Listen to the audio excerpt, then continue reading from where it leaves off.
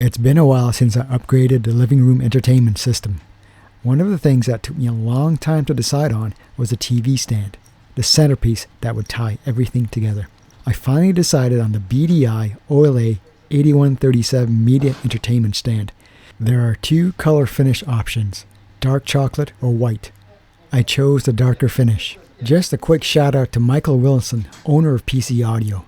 Michael was terrific in helping me with my order, contacting the manufacturer and making sure I was kept informed. He even followed up once I received a unit to make sure everything was okay. Mike had given me a heads up before the stand arrived that it would come almost fully assembled, so I made sure to clear up space in the garage. A word of caution, before accepting any delivery, always make sure to inspect it and write on the delivery paperwork any damages that you find. If you see anything, refuse it right away and do not accept it. I also made sure to keep my 4K camcorder running to document everything just in case. Be very careful opening the box, especially if you're using a box cutter or sharp knife to open it.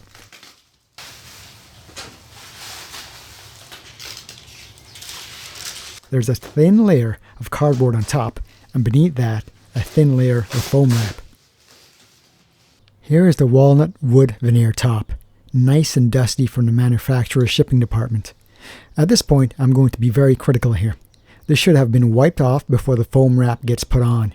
Small dust like this causes micro scratches, and if large grains of dust gets on the finish, it will cause scratches during the shipping and unpacking process. Besides that, the overall packaging is very secure and well done.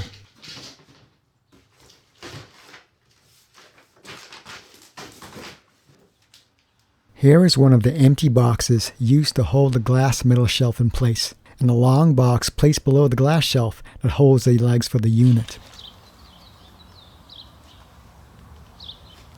Here is a safety strap to secure the TV to the stand to prevent it from falling over. Nice protective foam wrapping in the glass side doors. Two more empty boxes to secure the two wooden slat shelves. Taking out the glass shelf for safety. It's a concave lens type shape. Also make sure to take out the two wooden shelves and also the two back panels as shown in this component list. Taking everything out makes the stand lighter and easier to move. All this material and leftover packaging will get sent to recycling. To move the unit safely, lift it up and flip it on its side with the glass doors pointing up towards the sky or ceiling. Here it is on its side with the glass doors facing up. Notice that the walnut wood veneer is also used on the bottom of the unit. Most times it's just bare pressboard that gets sprayed with the same color as the rest of the unit. This is a very nice, welcome design choice here. The wheels and levelers now need to be installed.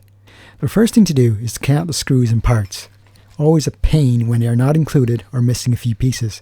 Okay, time to get critical again. Here's an issue I was not expecting. The person doing the drilling at the factory or the CNC machine setup didn't drill the screw holes straight through for the middle wooden leg. After messing around with it, I had to use my trusty drill. This is rather annoying. This should have been checked and cleared at the factory before getting to the consumer.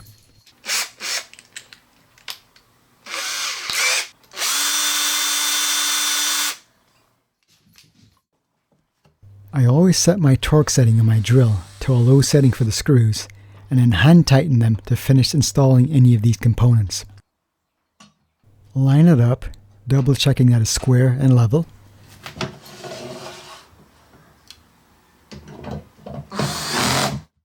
Then tightening the screws. Do this again on the other side of the unit. Look at that, it slides nice and smooth. This is one of the main reasons I got this media stand. Saves a lot of time having to get help to move the stand back and forth when doing wiring and fine tuning later on. See this back middle section with the round cutout wiring hole? This section takes up about 2 to 3 inches or 5 to 7.5 centimeters of space. This cuts down the length of the components that can be placed inside the middle section.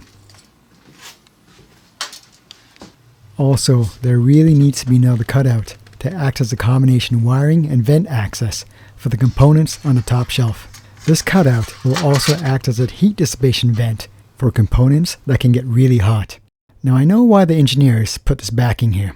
is for added structural strength. Without it, the entire unit would collapse when added weight on top or moving it around. So no taking out this back panel. Better to do smaller, safer modifications to my liking. Here I am, trying to drill a pilot hole using my drill block while the stand was sliding away. I had to grab the stand and let the block go, which is pretty funny, but it works out well.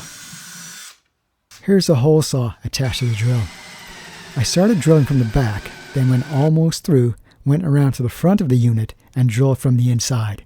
This will prevent that black multi-layer plastic paper-tight backing in the middle section from tearing off and looking unsightly.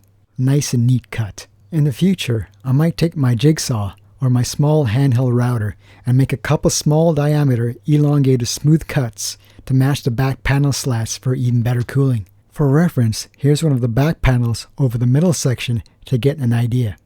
Another thing I would like to see included is one of these. A plastic grommet to put into the bottom hole. This would be a nice touch to help smooth the wiring process and to prevent the wiring dragging over the sharp edges of the hole. The shelf pins are metal screw-in type with rubberized O-rings on them. It also has a metal L-bracket to securely hold the glass shelf in place. Here's one of the side sections showing the shelf pin without the L-brackets. The inserts in the wood are also metal. Very nice touch using these types of screw-in pins. Very secure and can hold a lot of weight.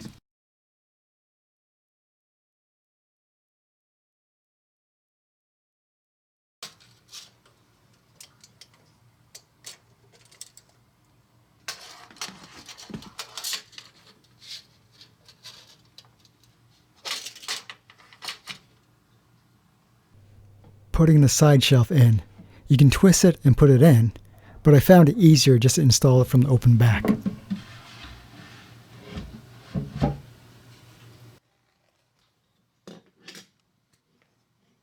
Putting in the back panel. It goes in the groove in the top first and then slots in the bottom groove pretty easily.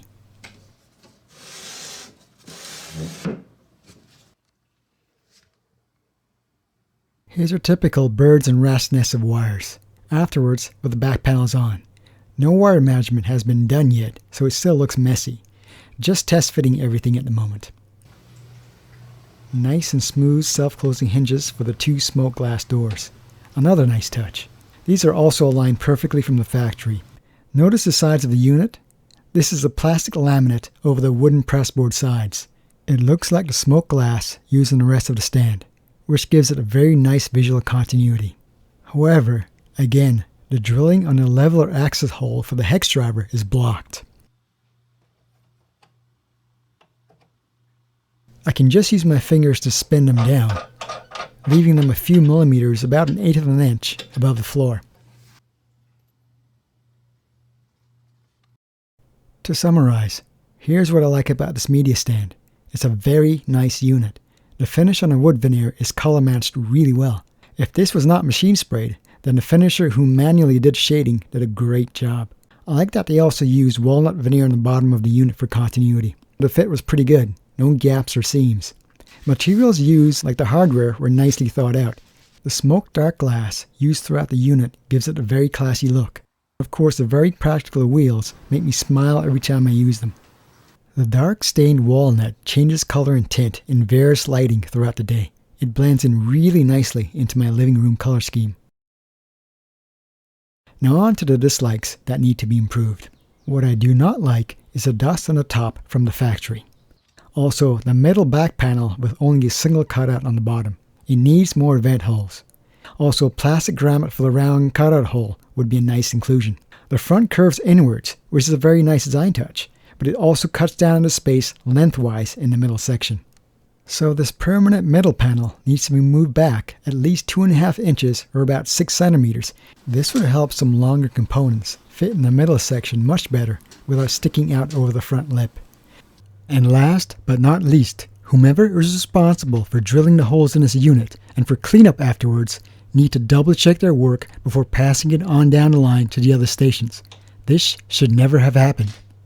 In conclusion, these critical points aside, I am really happy with this unit. For the price paid, it is a solid unit with lots of good design features and touches that make it a great buy for me.